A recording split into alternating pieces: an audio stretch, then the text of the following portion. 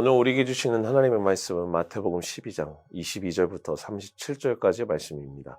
우리 같이 함께 읽도록 하겠습니다. 그때 사람들이 귀신이 들려서 눈이 멀고 말을 못하는 사람 하나를 예수께 데리고 왔다. 예수께서 그를 고쳐주시니 그가 말을 하고 보게 되었다. 그래서 무리가 모두 놀라서 말하였다. 이 사람이 다윗의 자손이 아닌가? 그러나 바리새파 사람들은 이 말을 듣고 말하였다. 이 사람이 귀신의 두목 바알세불의 힘을 빌지 않고서는 귀신을 쫓아내지 못할 것이다. 예수께서 그들의 생각을 아시고 이렇게 말씀하셨다.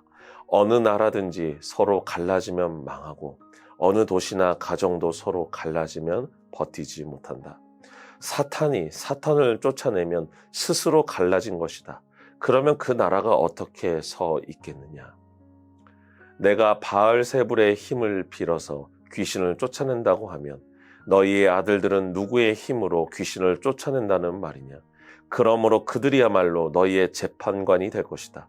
그러나 내가 하나님의 영을 힘입어서 귀신을 쫓아내는 것이면 하나님의 나라는 너희에게 왔다. 사람이 먼저 힘센 사람을 묶어 놓지 않고서 어떻게 그 사람의 집에 들어가서 세간을 털어갈 수 있느냐? 묶어 놓은 뒤에야 그 집을 털어갈 수 있다. 나와 함께하지 않는 사람은 나를 반대하는 사람이요 나와 함께 모으지 않는 사람은 해치는 사람이다. 그러므로 내가 너희에게 말한다. 사람들이 무슨 죄를 짓든지 무슨 신성 모독적인 말을 하든지 그들은 용서를 받을 것이다. 그러나 성령을 모독하는 것은 용서를 받지 못할 것이다. 또 누구든지 인자를 거슬러 말하는 사람은 용서를 받겠으나 성령을 거슬러 말하는 사람은 이 세상에서도 오는 세상에서도 용서를 받지 못할 것이다. 나무가 좋으면 그 열매도 좋고 나무가 나쁘면 그 열매도 나쁘다. 그 열매로 그 나무를 안다. 독사의 자식들아, 너희가 악한데 어떻게 선한 것을 말할 수 있겠느냐? 마음에 가득 찬 것을 입으로 말하는 법이다. 선한 사람은 선한 것을 쌓아두었다가 선한 것을 내고 악한 사람은 악한 것을 쌓아두었다가 악한 것을 낸다. 내가 너희에게 말한다. 사람들은 심판날에 자기가 말한 온갖 쓸데없는 말을 해명해야 할 것이다. 너는 내가 한 말로 무죄 선고를 받기도 하고 유죄 선고를 받기도 할 것이다. 우리나라 옛날 속담 중에 사촌이 땅을 사면 배가 아프다라는 말이 있습니다. 이는 가까운 사람이 무엇인가 잘 되고 잘 풀리면 축하를 해주는 게 맞을 텐데 사람 안에는 여러 가지 질투와 시기라는 아주 이기적인 마음이 있어서 배 아파하는 마음이 있다는 것을 보여주는 말입니다. 이처럼 사람에게는 이러한 잘못된 마음들이 자리 잡고 있습니다. 성경에서는 이런 우리들을 향해 본질상 죄인이라는 말을 사용합니다. 이 뜻이 무엇입니까? 우리의 본질이 악하게 태어났다라는 것입니다. 아담과 하와가 하나님 앞에서 최초의 죄를 지은 이후에 사람들에게는 원죄가 자리 잡게 되었습니다. 이 원죄로 말미암아 모든 인류를 죄악이라는 씻을 수 없는 상태에 놓이게 한 것입니다. 이것이 바로 우리가 살아가고 있는 우리의 모습입니다. 하나님 없는 사람에게는 이 죄에서 회복될 소망이 없습니다. 우리 안에 있는 이 죄의 사슬을 끊어내야만 합니다. 그러나 우리는 스스로 끊어낼 수 없습니다. 우리는 이러한 절망 가운데 놓인 자들입니다. 오늘 우리가 함께 읽은 본문에서는 두 개의 절망이 등장합니다. 하나의 절망은 귀신에 들려 눈이 멀고 말을 못하는 인생, 바로 그러한 절망입니다.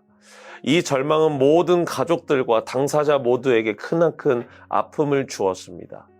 어떠한 영적인 체험을 통해서 내 몸 안에 질병이 생기는 것, 이 사람은 눈이 보이지 않게 되었고 말을 할 수 없게 되었습니다. 여러분, 사람이 볼 수 없고 말할 수 없다는 것만큼이나 끔찍하고 절망적인 것이 어디 있겠습니까? 아무런 소망이 없고 변화될 기미가 보이지 않는 그 절망의 때에 오늘 예수님께서 그 인생에게 다가가십니다.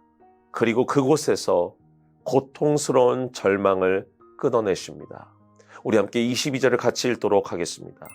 그때 사람들이 귀신이 들려서 눈이 멀고 말을 못하는 사람 하나를 예수께 데리고 왔다.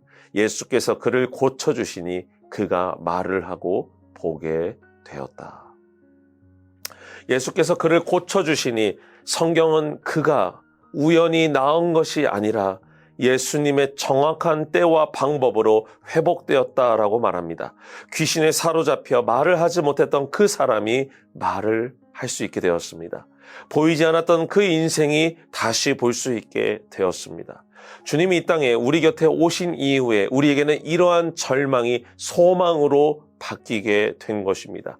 주님은 병든 자들의 이웃이 되어주셨고 그들을 위로할 뿐만 아니라 고통의 멍에를 제하여 주셨습니다. 주님은 이 사람의 절망 자체를 회복시킨 것입니다. 그런데 오늘 우리가 또 주목해야 할 절망이 하나 더 있습니다.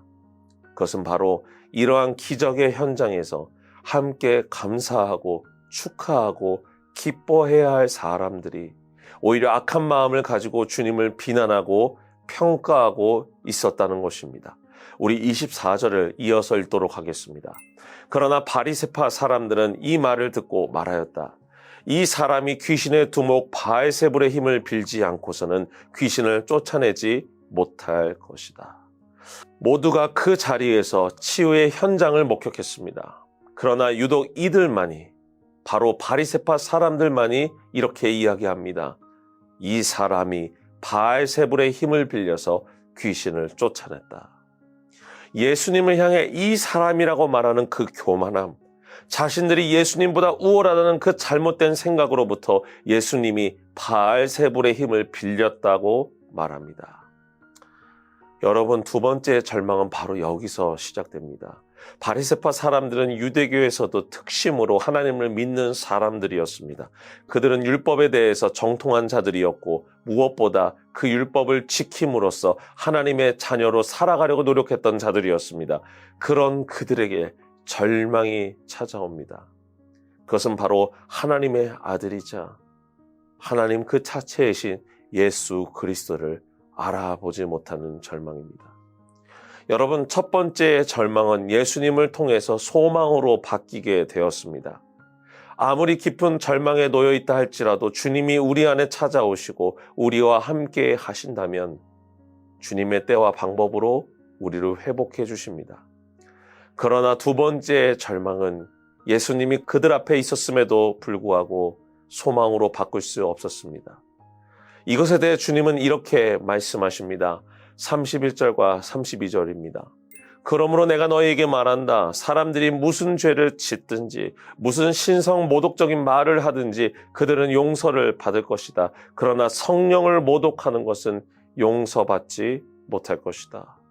또 누구든지 인자를 거슬러 말하는 사람은 용서를 받겠으나 성령을 거슬러 말하는 사람은 이 세상에서도 오는 세상에서도 용서를 받지 못할 것이다. 주님께서 뭐라고 말씀하십니까? 사람이 무슨 죄를 짓든지 어떤 신성 모독적인 말을 하든지 그들은 하나님의 무한한 사랑으로 용서를 받을 것이다. 그러나 성령을 모독하는 죄는 용서받지 못할 것이다. 여러분, 이것은 굉장히 무서운 말씀입니다. 우리가 배웠던 신앙에서 주님께 나아가 돌이켜 회개하면 주님께서 그 무한하신 사랑으로 말미암아 우리를 용서하시고 품어주시겠다고 말씀하셨는데 오늘 말씀에서는 그 무한하신 사랑 가운데 용서하지 못하는 한 가지가 있다고 이야기하십니다. 왜 예수님께서 그들에게 이것을 이야기하셨을까요? 그것은 바로 우리를 회개하게 하시는 분이 성령 하나님이시기 때문입니다. 우리는 하나님께서 보내주신 보혜사 성령님을 경험하는 시대를 살고 있습니다. 보혜사 성령께서는 우리의 탄식을 아시고 우리의 연약함을 아시기에 우리가 기도할 수 없는 것도 아버지께 중보하는 조력자로서 우리와 함께 하시는 분이십니다. 그런데 만약 이 성령을 미워하고 성령의 존재를 인정하지 않는 사람들은 이 회개의 은혜마저 경험할 수 없는 최악의 상황에 놓이게 되는 것입니다. 주님께서는 이러한 상태에 놓이게 되는 것을 악으로 규정하십니다. 회개로 나아갈 길을 스스로 끊어버리는 상태, 그것이 바로 오늘 바리새파 사람들 안에 있는 절망의 모습인 것입니다. 사랑하는 미라의 성도 여러분, 예수님께서 오늘 두 절망에 빠진 사람들을 만나셨습니다. 첫 번째 절망에 놓인 사람은 그의 인생이 비록 비참하고 고통스러웠지만 주님을 만남으로 그 절망이 소망으로 바뀌게 되었습니다. 우리의 인생도 마찬가지입니다. 우리가 어떠한 고통에 놓여 있다 할지라도 주님께서 우리와 함께 하신다면 우리에게 이러한 치유와 회복의 능력이 나타날 줄 믿습니다. 여러분, 주님의 이름에는 능력이 있습니다. 오늘 이 시간 인생의 절망에 놓여 계신 성도님들이 계십니까? 주의 이름을 부르시길 바랍니다. 그러나 오늘 두 번째 절망은 주님이 함께 하심에도 불구하고 회복될 수 없는 절망이었습니다. 너무나 무서운 이야기입니다. 성경에서 우리들에게 왜 이러한 절망의 모습을 보여주셨을까요? 그것은 바로 우리가 살아가는 이 삶 속에도 이러한 절망에 빠진 사람들이 충분히 나타날 수 있기 때문입니다. 사람들은 자신들의 무지로 인해 주님을 거부하거나 믿지 않을 수 있습니다. 그러나 그러한 사람들에게도 복음이 전해지고 예수님이 전해진다면 결국엔 그들 안에 소망이 생겨나게 될 것입니다. 우리는 이러한 소망의 마음으로 가족들에게, 공동체에게, 그리고 믿지 않는 이웃들에게 복음을 전합니다. 그러나 성령을 부인하고 성령을 회방하는 죄를 짓는 사람들에게는 어떠한 기회와 소망이 없습니다. 오늘 마지막으로 주님께서 우리들에게 이야기하십니다. 우리 함께 33절을 읽도록 하겠습니다. 나무가 좋으면 그 열매도 좋고 나무가 나쁘면 그 열매도 나쁘다. 그 열매로 그 나무를 안다. 열매로 나무를 알리라. 우리가 살아가는 인생 속에서 주님과 함께 걸어가는 삶에는 반드시 소망의 열매가 맺혀질 것입니다. 그러나 주님을 부인할 뿐만 아니라 성령을 경시하고 성령을 회방하는 죄를 짓는 사람들은 용서받지 못할 것입니다. 오늘날 바리새파와 같은 사람들이 누구입니까? 그들은 바로 하나님의 성령을 자신의 유익과 자신의 잘못된 욕심으로 사용하려는 사람들입니다. 말씀을 들었으나 하나님이 아닌 사람을 신으로 믿는 사람들, 바로 이 시대의 수많은 이단들과 사이비들, 성령을 회방하는 죄를 짓는 사람들은 용서받지 못할 것입니다. 오늘 이 시간 우리 각자의 신앙의 모습을 돌아보길 원합니다. 주님, 성령 안에서 일어나는 거룩한 회개를 우리에게 주시옵소서. 성령님과 동행하며 성령님과 함께하는 우리 믿음의 성도들이 될 수 있도록 주님 우리를 붙들어 주시고 함께하여 주시옵소서. 우리 이러한 마음을 가지고 함께 기도하도록 하겠습니다. 사랑의 하나님 아버지, 감사합니다. 오늘 우리는 두 가지의 절망을 살펴보았습니다. 주님, 첫 번째 절망에 놓인 성도들이 계십니까? 주님, 이 시간 간절히 기도하오니 주의 이름을 부르는 자들에게 주님께서 회복과 치유를 허락하여 주시옵소서. 그들의 절망을 주님 소망으로 바꾸어 주시옵소서. 주님, 바라기는 두 번째 절망이 우리에게 일어나지 않게 하여 주옵소서. 주님, 우리의 가족들에게도 일어나지 않게 하여 주옵소서. 우리의 이웃들에게도 나타나지 않게 하여 주시옵소서. 주님, 성령을 회방하는 죄는 용서받지 못한다고 말씀하셨습니다.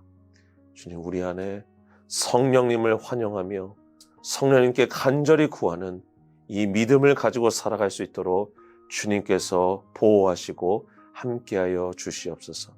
이 모든 기도 지금도 살아계시는 예수 그리스도의 이름으로 기도합니다. 아멘.